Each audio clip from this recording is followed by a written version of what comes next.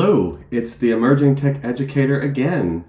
Now, in this video, I'd like to talk a little bit about the Explorer 3D Game Kit.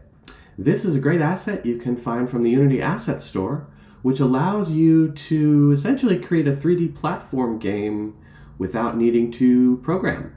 So I'm going to run this scene. Again, it's the template scene. And I can show you the different functionality. It's pretty impressive. And there's actually a manual that we'll be using in subsequent videos to do some more customization. Again, all without programming. So let's run the scene. And here is our character, Ellen. So she can move around.